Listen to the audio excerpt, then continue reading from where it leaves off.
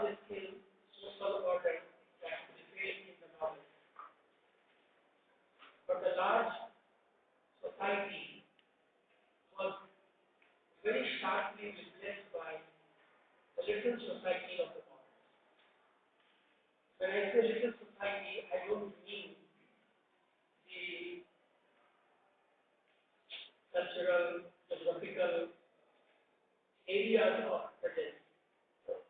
What I mean is that the Victorian world, which had different social preoccupation, was replaced by the psychological preoccupation of the individual in the 20th century. The landscape which was outside is now replaced by the inside of man. So there is more of inner existence of human consciousness that matters in the 20th century. This exploration into the inner existence of mankind was badly, when I say badly, I mean heavily, influenced by the discoveries in the field of psychology. You know, the unconscious and the subconscious were found as greater reservoirs of reality than the conscious transactions of life. Modern fiction writers, therefore, started looking into the mind of the character, soul of the character, looking into the inner consciousness of the character, not the outer mood of reality. The inner flame became more important than the outer mood. Now this is the shift from the Victorian novel to modern novel. The resultant effects are multiple. The modern novel could not escape the consequences of war, particularly, because the two wars fought in the 20th century, and the consequence of the war that had an impact on human life and perception was also the preoccupation of the modern. So psychological, neurotic realities also were representing a different kind of imperialism. Victorian imperialism was replaced by psychological nature of reality. And therefore we believe there is a valid reason for the growth of the extreme of consciousness. The technique which was promoted by some of the major pioneer practitioners of this section, like Virginia Woolf, like Jerry Schwartz, like to some extent T.H. Lawrence, like Conrad as well. But before looking into Conrad, we shall look into the arena of this modern novel. The crisis was not only psychological, but also related with the unimaginable consequences of economic nature. The world was being explored in different territories, and the exploration was related with the socio-cultural and economic perspectives of life. I will particularly hit at this issue because we are going to discuss Conrad and his novel Art of Darkness. You know, there was a typical kind of philosophy in 19th century Victorian intellectualism that they wanted to civilize the savage. They always believed that the world is a cluster of savagery, and civilization probably is centered in Europe. Therefore, they had taken up a self-imposed responsibility to educate and civilize the rest of this world. But behind this program of civilizing the savage, there was an economic interest. They always wanted to explore the possibility of their economic affluence. instead of going into some other geographical, cultural background, we in India can very easily understand in terms of the relationship that the East India Company established with this country, and later on they became the rulers of this nation. They came for trade, they extended their territory of business, but in the garb of this business, they were hungry for power, for politics, and they usurped the power of this country somehow. I'm not going into the political details, but the most important impulse was to create an impression that they were going to do some good to the society, but behind that, there was always some economic interest. The interest to improve their economy, the interest to have power, the interest to squeeze wealth from the rest of the world. India happens to be one of the biggest. And this is the motto of colonialism. So the question of a colonial force extending their tentacles and capturing the rest of the world in their power and squeezing each drop of vitality that they had in their gain, in their interest, became the true motto. We can see how in Heart of Darkness, Conrad is also trying to expose this very 19th century Victorian intellectualism, which could not do good to humanity in general. One thing has to be kept in mind. That's why instead of going into those things which are related to the loss of faith or loss of communication or any kind of disaster effect that the war had caused in the 20th century and the psychological crisis that cropped up because there was a loss of faith also, we shall look into this perspective more emphatically than others. So this is another kind of ingredient. One was to capture countries and rule over them. The other was not to rule over them, but to extend a different kind of imperialism. So they were trying to capture the economy of the country and had to serve their own vested interests. Therefore, colonialism finds a very important expression in the northern Europe. Just preparing me, I'm not just starting the novel, because we discussed many things are on this and the whole perspective of the modern novel, and then we shall go to that.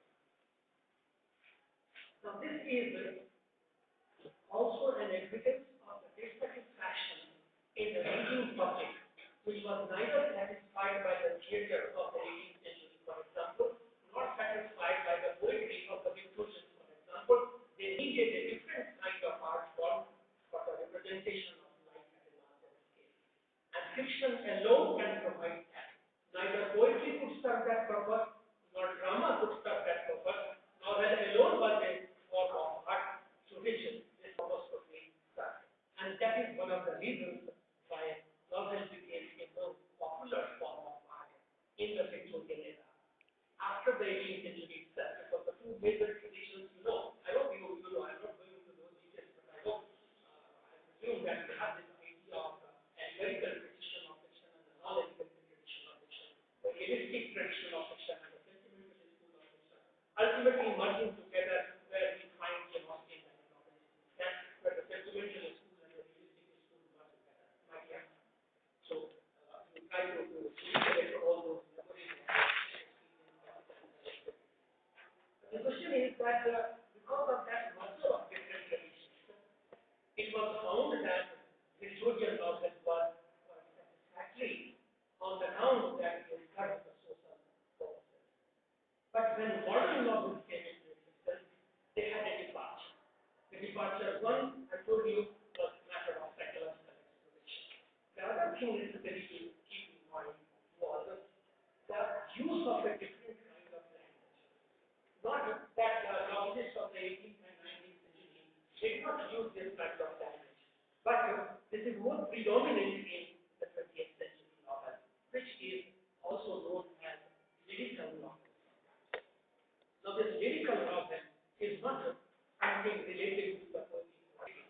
But definitely it is upon the lust of the prose, the type of prose that the 20th century novelists were writing. The prose of Lawrence, for example, the prose of Virginia Woolf, for example, the prose of Conrad also you will notice, but there is a little difference. What I mean to suggest is that the modern novel used a language which is more poetic instead of saying lyrical it is poetry. And so poetic fiction is the dominant feature of the 20th century novel.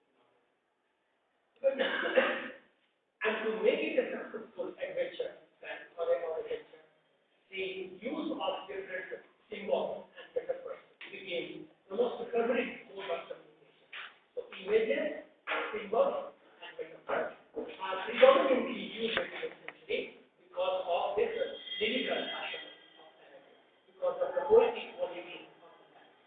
Now the question arises that how are they used in prose narrative? What is a prose narrative? It is written in what? There are exceptions, of course. There are exceptions. But here we are discussing the prose narrative. But the prose narrative has an anatomy. Remember, the prose has an anatomy. The prose has a structure. The prose has a combination of words and images and metaphors. And if you look into this anatomy of prose, 20th century prose, you find that there is ample potential for poetic interpretation. So poetry rises to the level of, novel rises to the level of poetry. Novel rises to the qualities of painting. Novel becomes music. Now these three things I definitely wish to mention because I want to hit at the crux of the modern art. I'll read out one sentence that Conrad himself had written about fictional art. Listen to it very carefully, and this will give you the clue to understand and interpret modern novel. See what he writes. Conrad once wrote, "It must strenuously aspire to the plasticity of the sculpture, to the color of painting, and to the magic suggestiveness of music, which is the art of art." This is one sentence. It is for novel. That every novel, this was the motto, that does not, he does not believe in the idea that a novel should present a story.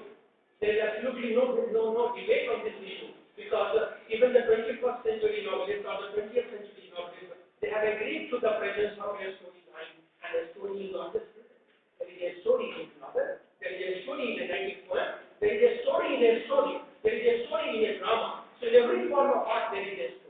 But that story element is not well. Even E.M. Foster, who used that metaphorical technique of narration in a different manner, also agreed, yes, dear, yes, the novel tells a story. That is a very important expression. Yes, dear, yes, the novel tells a story. So the story is there. And when the story is there, there is a plot, there is a characterization, there is a location, there is a theme. So these are all conventional modes of approaching the novel. But when you read a modern novel, plot, structure, characterization, theme alone will not serve. Okay? This is the beginning. The beginning is here to be more articulate that you have to look into the structure of the language. You have to look into the complexity of metaphors. You have to look into the different layers of suggestiveness that a particular symbol has in the narrative. So mere the story is not sufficient. Okay? What becomes more important in modern novel, psychological novel, this kind of exploratory novel, experimental novel I should say, is not the story. There is a story no doubt, but what is more important is the metaphoric suggestiveness of the narrative. What he said, novel must strenuously aspire to the plasticity of the sculpture. Remember this, the sculpture. Now this is not rigidity. It has a plasticity. Plasticity is elasticity. That the story should not be fixated in a definitive locale. Try to understand the crux of it. The story should not be fixated in a definitive locale. It is not geographical location alone that matters. It is not what happens in the life of a character that matters. It is not the sequence of events that is what that matters. What matters is that if at all the poet story or the narrative achieves the elasticity of a sculpture. That's very important. So this is the transmigration of the self of an art. Novel is an art form. Now this art form must have the qualities of the sculptures, which is a different art. And how can it be achieved? It is not naturally achieved. Right? It is not naturally achieved. It is not spontaneously achieved. It has to be strenuously achieved, laboriously achieved. So this is the greatest challenge that the modern novelist face, because the modern novelist has to struggle hard to use such a kind of language, which could give the narrative the elasticity of a culture. It's very important. And this is not naturally done, because the nature of experience may vary. There is no compulsion that the novelist should use or choose a subject which is deeply poetic in order to write a poetic novel. No. Even the most unpoetic experience, most poetic experience, okay, dreary experience of life may be certainly poetic, because it has a different kind of poetry. That is related, or that is deeply rooted in the anatomy of prose. So if you explore and examine the anatomy of the prose narrative, then only you can reach that point where the possibility of narrative extending into a plastic art, elastic art. So one thing is that art must liberate itself from the shackles of story element, or from a conventional system of 18th century narrative, realistic narrative. Remember when Richardson was writing, when Fielding was writing, they wanted to bring novel closer to life, because earlier every novel is a social novel. But earlier the novel had certain moral preoccupations. The novel had a traditional parallelogram of ideas. The novel used to be more, disguised in its narrative. Therefore, allegorical narration was more important. Allegory, writing one thing, telling something different. But this was more moralistic, more idealistic.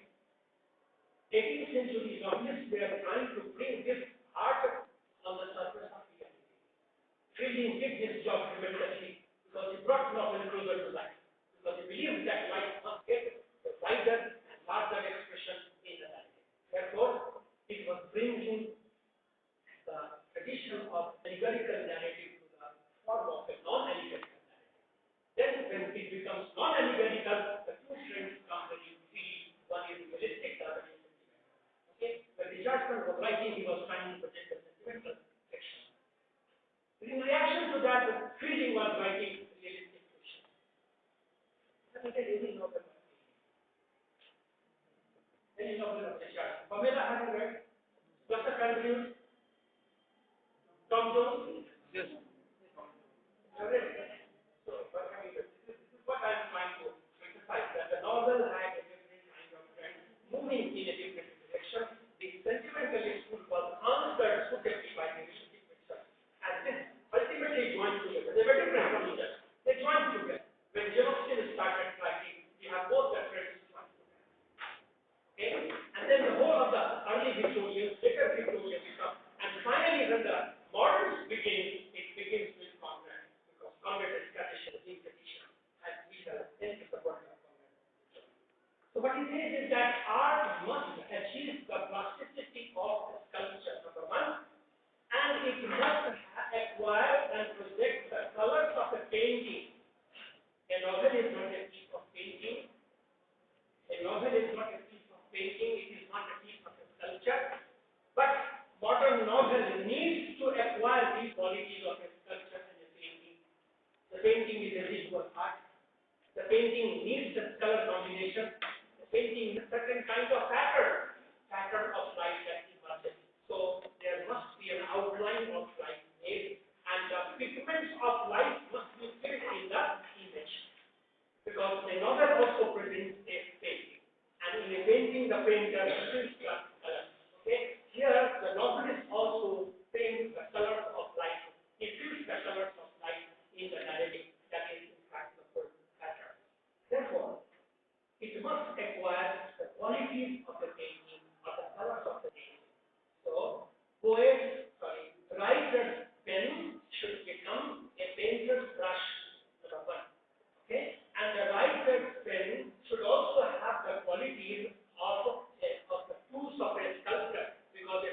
a stone, raw stone, you give to the sculptor. He will carve out a beautiful design out of it. Just imagine. This is how the carving of the light pattern has to be understood and interpreted in modern novel.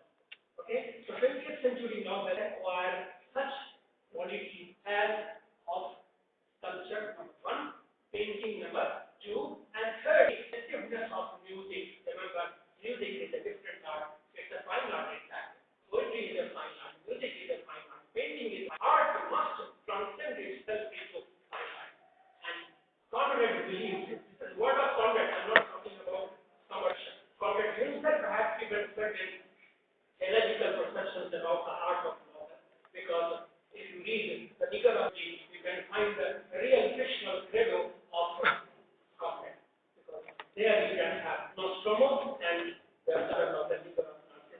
These are the most significant works of Conrad's fictional art, where the theological perception of art, or the critical idea of art extending essentially into the form of poetry or sculpture or music or painting is a different kind of. So art must achieve right to the level of these fine arts.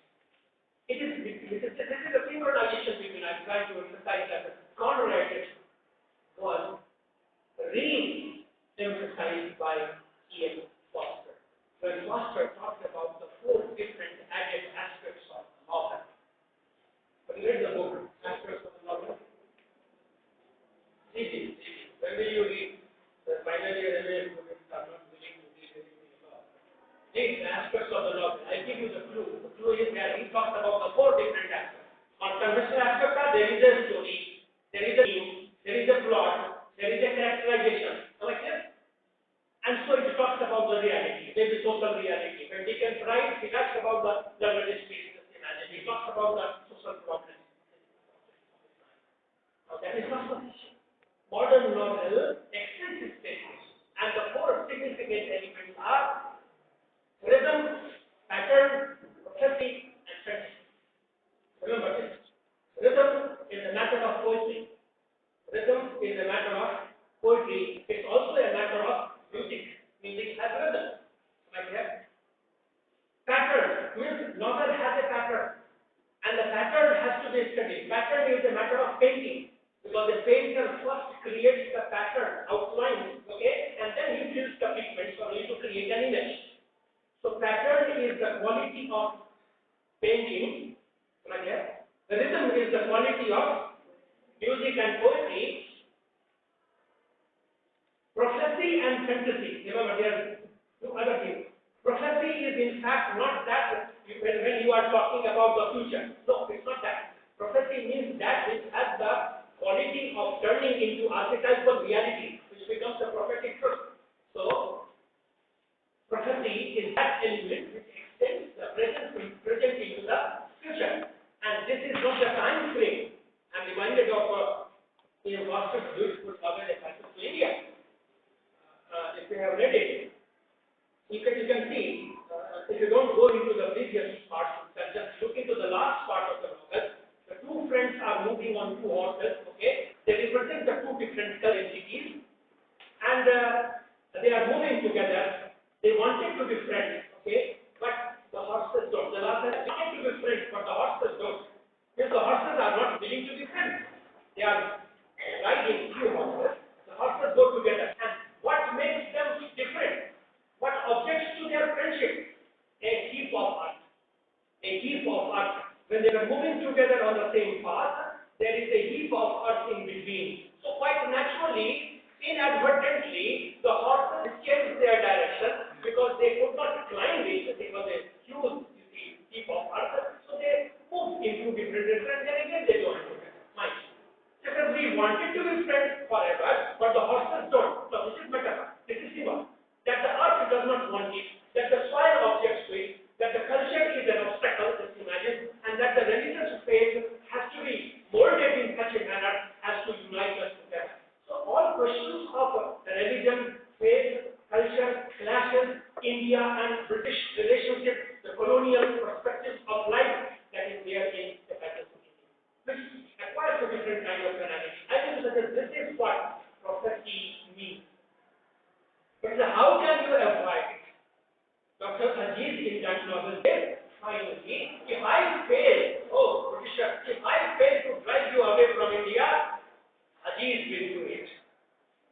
somebody else will do it.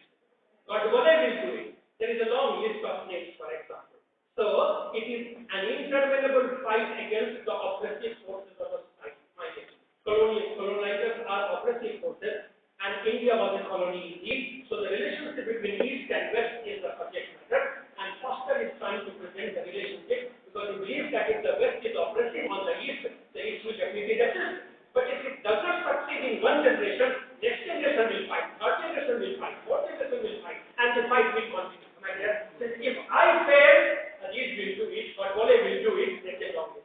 They are representative of different cultures, of different civilizations, of different stages, and different generations of humanity, but the fight continues.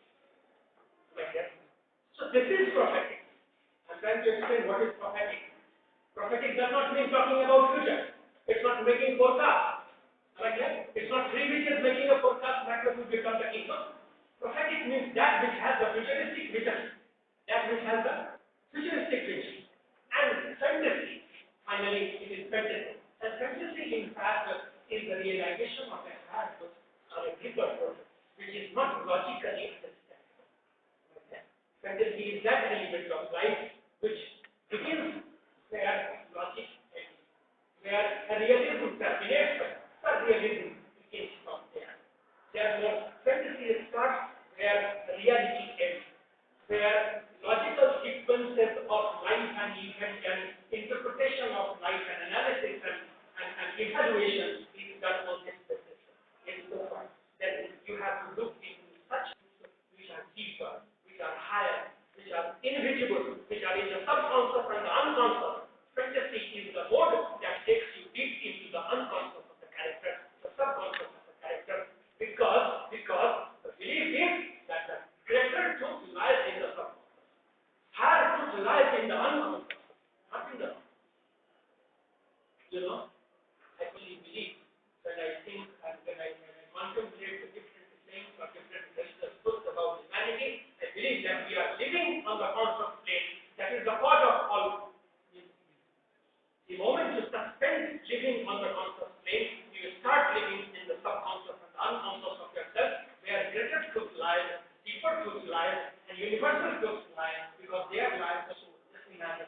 It is the exploration in time. And this inherent deeper side, which is this psychological interpretation, and this psychological exploration. I told you, modern novel is this psychological exploration, going deep into the psyche. And it is for this that the typical linguistic technique is necessary, and most valid was one that is known as stream of consciousness technique, because character consciousness is being traced. Not his activity is important, not the place where he lives is important, not the geographical historical location is important, but the psychological depth and intensity of his feeling and imagination is important. Am I clear? So looking into this texture of feeling and imagination, therefore, and the deeper springs of reality that is lost in the heart. I think when you fantasy, there will be several definitions of fantasy everywhere. And I consider fantasy a tool. It's a tool. Voting machine, the voting machine, the surface is hard, maybe rocky, maybe soft soil, maybe sandy layer. The voting machine cuts the layer, goes deep and deep and deep until it finds a stream of water. Okay. And when it finds a good reservoir from where water can be extracted, then the purpose is done. So the voting machine, fantasy is like a voting machine. As the machine goes deep into the different layers of the soil to find out the stream of consciousness, imagine. Similarly, a novelist using the stream of consciousness technique is to explore deep into the fantasies of mind. So fantasy becomes a tool to go deep into the psyche of the mind of the individual, into the subconscious mind, into the unconscious mind, which is deeper. And until and unless you find the real truth, okay, the purpose of exploration is not over. Therefore, fantasy is a means of exploration. Fantasy is a literary device or a tool to know the deeper layers of reality.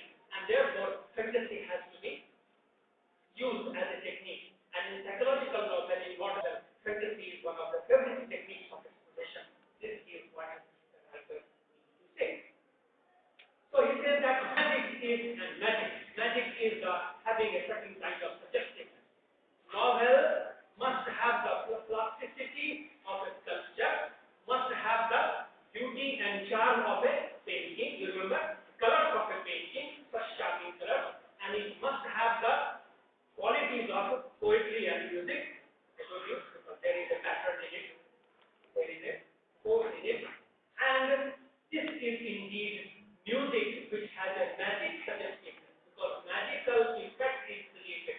This I tell you, this is in fact the quality of incantatory prose because prose has many types. Modern prose. One of the types of the prose is incantatory prose. Incantatory prose. This incantatory prose is having the qualities of magic and music. So this is how Joseph Conrad wanted to articulate his art. The novel must aspire extraneously to the plasticity of a sculpture, to the colors of the painting, and to the magic statistics of music, which is the art of all arts. That is very important. Therefore, modern novel has to be read not just as a story, but as a work of painting, as a piece of painting, okay, as a piece of music, as something fantastic or something related with prophecy, fantasy, pattern, and also. Okay. So the new four aspects of the novel that E.M. Foster talked about are deeply related with the conception of Conrad. Conrad came much earlier than E.M. Foster. Foster came much later. So I want to synchronize the two in order to create a huge, large perception about the modern novel in which this art has to be practiced. Now, one thing very specific about Conrad is that he believes his art to be having a certain kind of purpose. We shall see Conrad's art being precisely worked out in the speeches of Marlowe when we look into the novel. Now, I told you that for novel and the characters, what they speak in this novel, Art of Darkness, this is not just a story. Each expression has a metaphoric suggestion.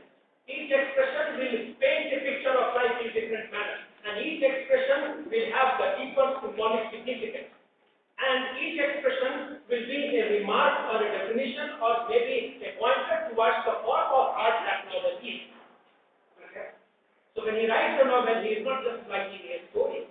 He is writing about art. He is talking about philosophy. He is talking about depths of psychological nature. And he also talks about the socio-cultural reality, the economic perspective. I told you is significant because this is how the territories of colonialism, post-colonialism, anti-colonialism, neo-colonialism,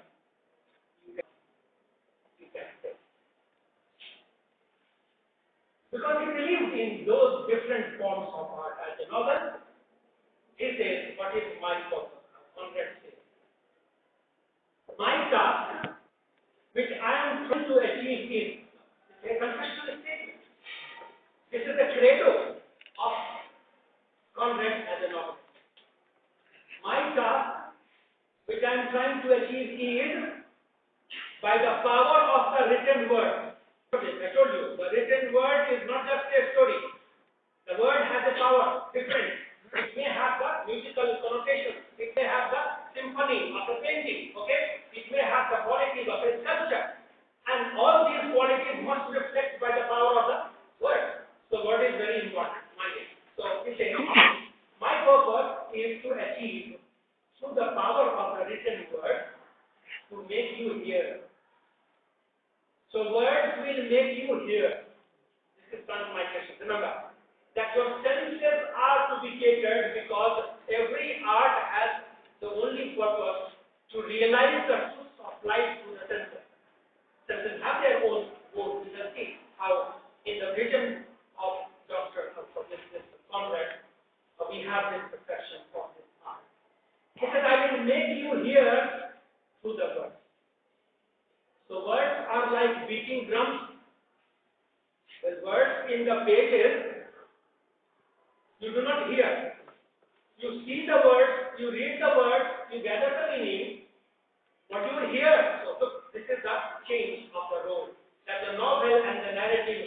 only describe anything, should not analyze the perspectives of life, but also make you hear. Your sense organs are to be energized, revived, and your auditory sensibility. So one thing which is remarkable is that Conrad's novels are to cater to the auditory sensibility of his readers. Because he wants his readers to hear, not only to read. My task, therefore, is to make you hear, to make you feel. Hearing, feeling, tactile, sensibility, imagination, everything to make you feel. It is, before all, to make you see. To see, to hear, and to feel.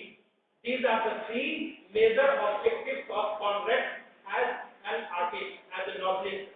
So his novels are portraits of life to be seen, because you have to see, not only to read, but also to see. You have to hear, because it has the auditory qualities, and they beat like huge drums or musical instruments. This is the quality of music that enters into his heart. And so he says, to make you feel, and finally to see, and to hear. So there are three senses: hearing, seeing, feeling. This means his novels are basically narratives catering to the different senses of man and the mind. And therefore, this is to be kept in mind that when we read these novels, Heart of Darkness, we are not just going to know about a character, what he did, what happened, but to feel what exactly happened with him. This is the transmigration. This is the migration of the sensibility of the character who encountered life. Remember this. And this you will find better qualified in another very important fact about Conrad as a novelist. Conrad is basically an impressionist. His impressionism is to be articulated. What happens in impressionism, I will read out a couple of lines that he has written about his own impressionism in order to appreciate it.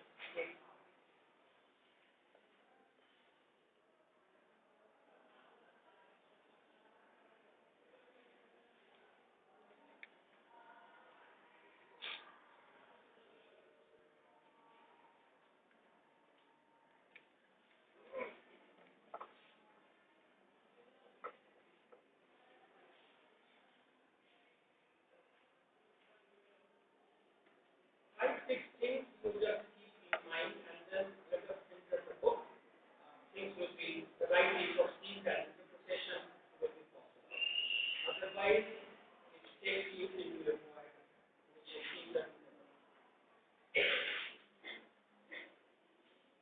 Conrad, what was the vision of Conrad? Conrad experienced with this medium, that is novel of literature, for studying man's predicament, remarkable, particularly in the line of motives responsible for his action and the reaction of his action on his psyche.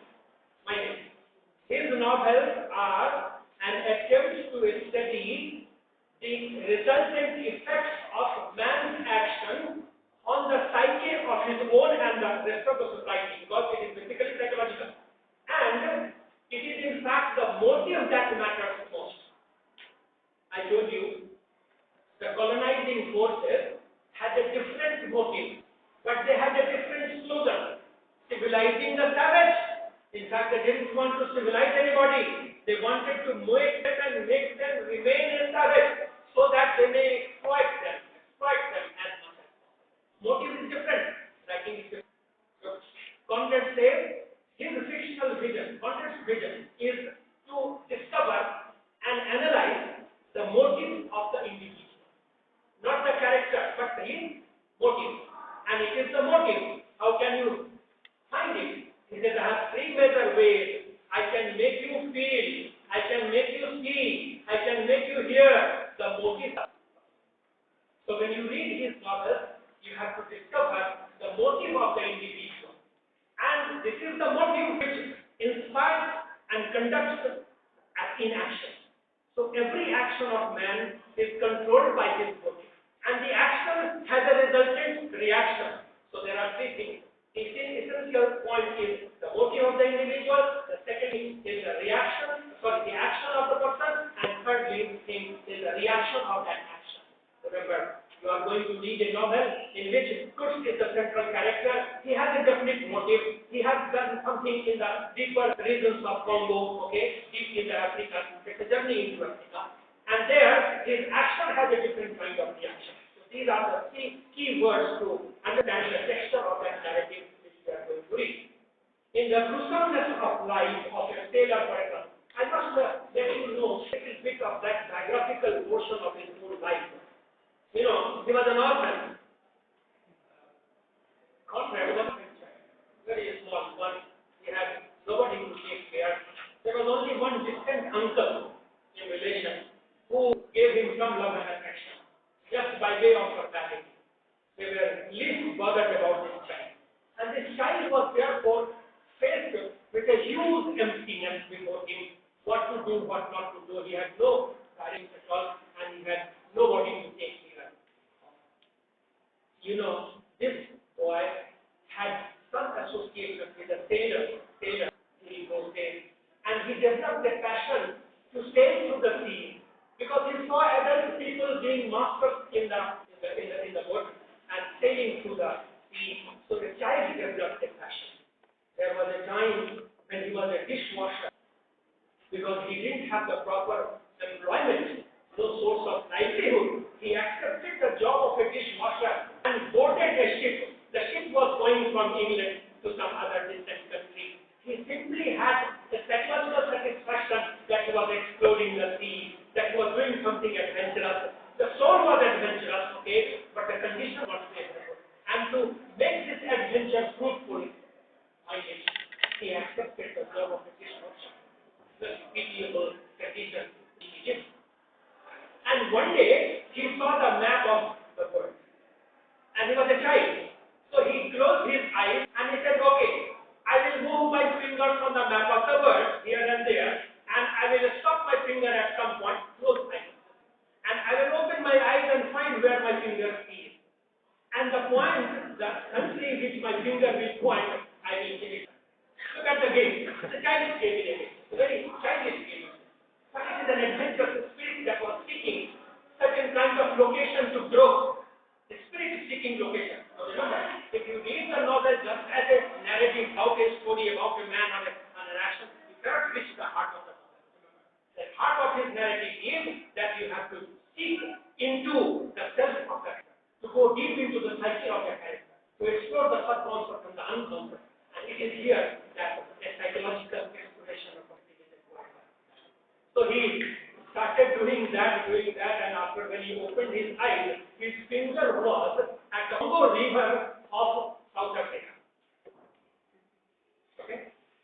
So he decided to go to South Africa, and particularly to the Congo region. Deep forest, dense forest, deep river, unimaginable darkness, even the sun could not penetrate. He wanted to go into the heart of that sun. Okay?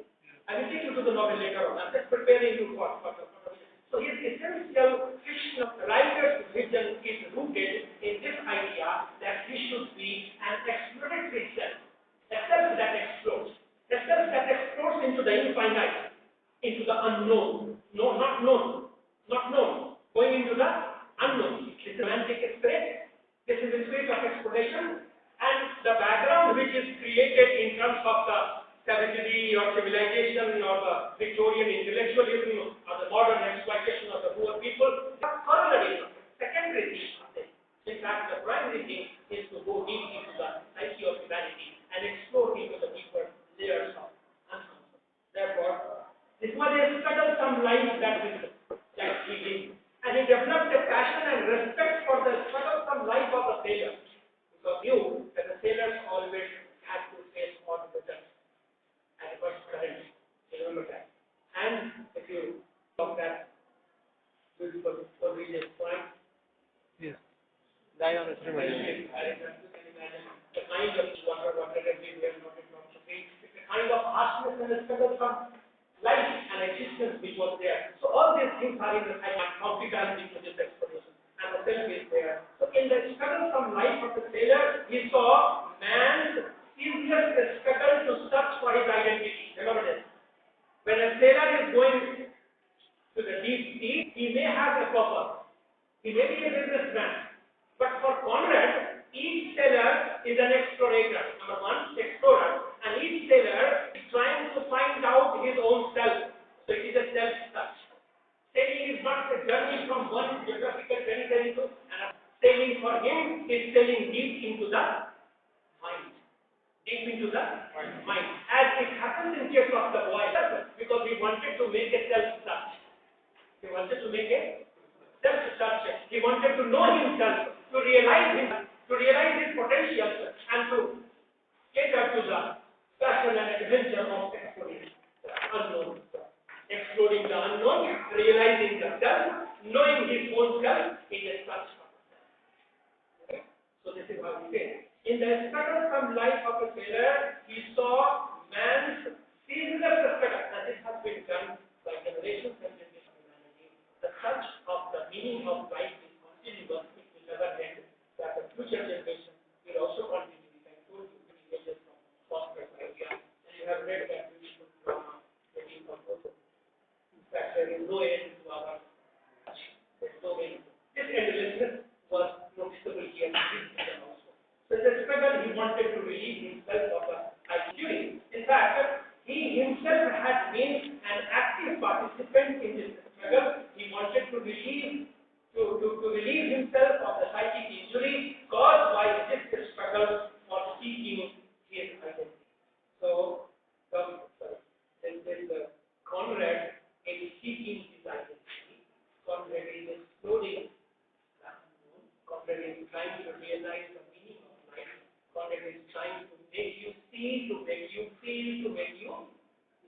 Remember these three words. These are the key words. And I have told you, Conrad stands for a beautiful kind of relationship between the culture that he studied and the language that he uses was different. By birth, he was a Polish. It's a wonderful example. Joseph Conrad was a born Polish. He was born in Poland. So his native mother tongue was Polish. Okay? He never wrote in Polish because he was never educated in that language. He was an orphan child, never got any formal education, never in his life. It is out of experience that he could write. And he wrote beautiful novels, more than 20 novels he has written. Okay? One of them is The Figure of the Narcissus, is unforgettable. Heart of the beautiful gem in the whole world of this novel. It's the smallest novel. Heart of the Narcissus is the smallest novel. In fact, there were 3 novels taken together under the title. One of them was Heart of the Narcissus. Anyway, so he was a born Polish, remarkable thing, writing in English, a foreign language. Okay? But remember, his literary culture British.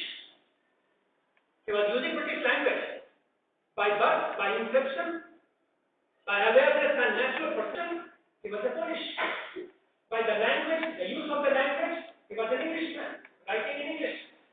But his literary culture was neither Polish nor English. His literary culture was French. So to understand the complex novel, you have to look into the background of the influence of French literature and the French culture, literary culture, chiefly of Flaubert.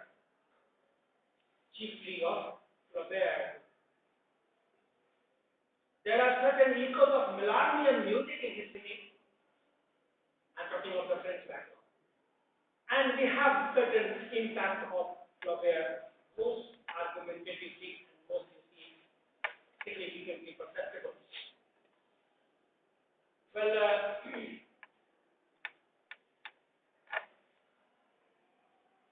give you one very significant idea of how the obligations and responsibilities of Conrad the poor creature was. Poor I say because they didn't have any background, they didn't have any support system, they didn't have any form of education. This is poor creature, many obligations and responsibilities to him, himself, the man, and he had to face the conspiracy of the nature. The vision extends from the perception that heart is a Hardy's novels are also pessimistic sometimes. They are too much pessimistic. And Hardy's novels represent the conflict between man and nature. Very important. And sometimes it's constructive in nature. Man struggles and dies. Have you read any of this text?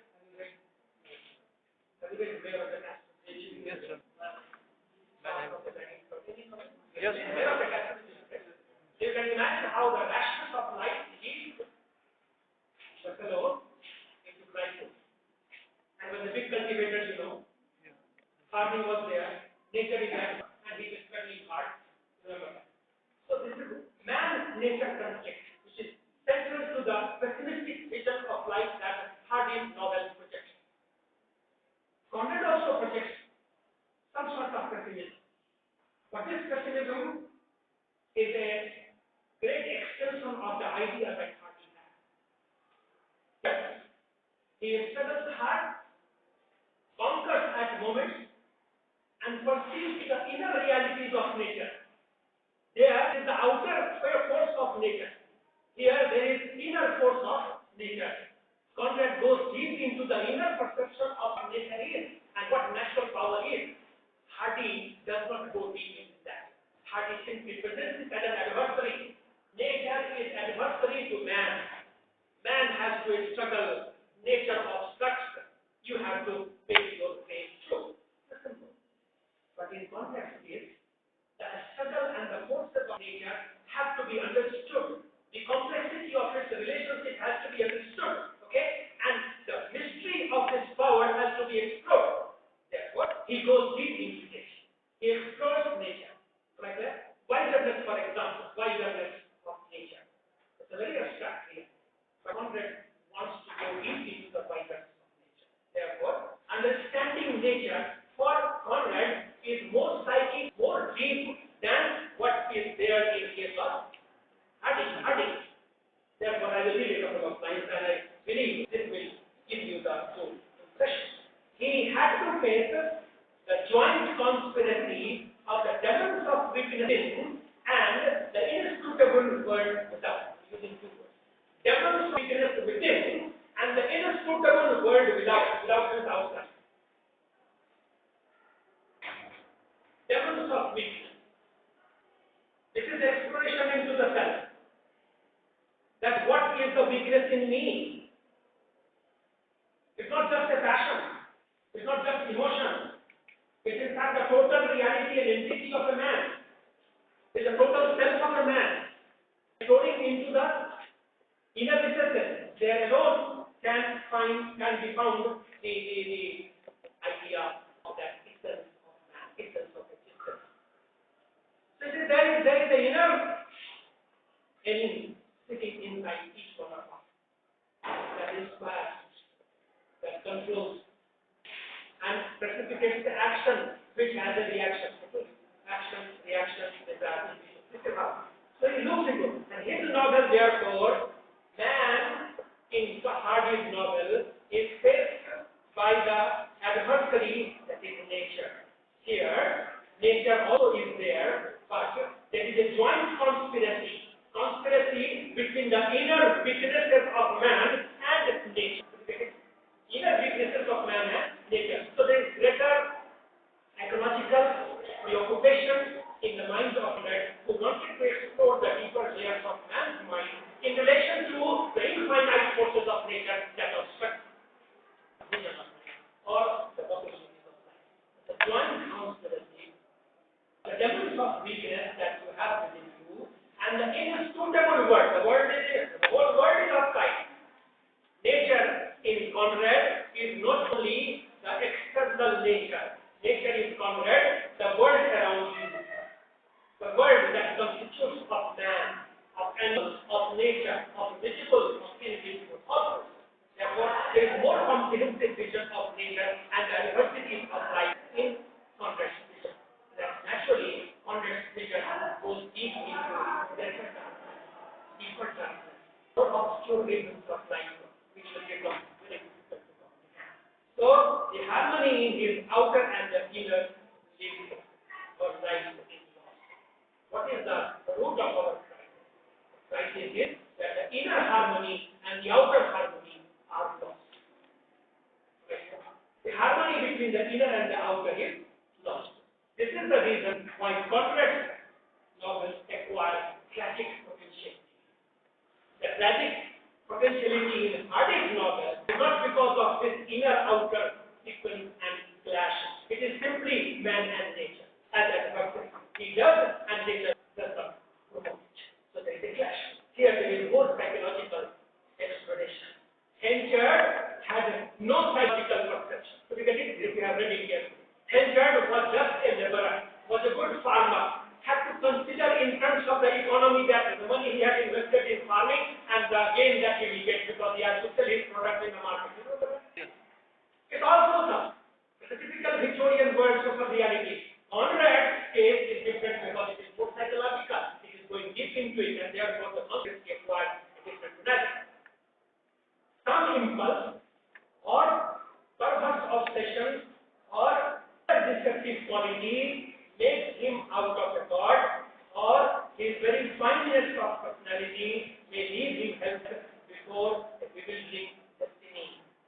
Man is helpless not only at the hands of the outer of nature, but also because of his inner complexities of thought, because of his inner imbalances, because of his inner darkness, not only the outer darkness that has been created obstructing the path.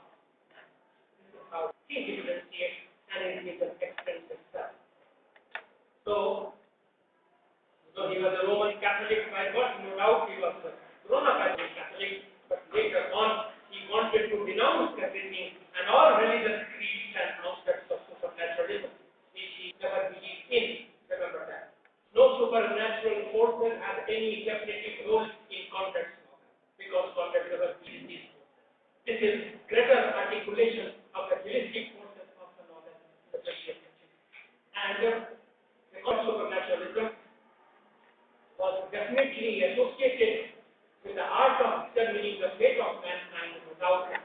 But this has been conquered, this has been evaluated, and this has been subjected to critical evaluation by Conrad. So in read that novel, you will meet about some savage people, deeper regions of Congo, where illiterate savage people are living. They have their religious faith, have their superstitious beliefs, understand, but those beliefs are scrutinized by this rationale. Therefore, intellectual destiny is used by Conrad in order to realize the emotional, superstitious elements and entities of human existence in a world which has no touch of civilization. In a world which has no touch of civilization. Uncivilized world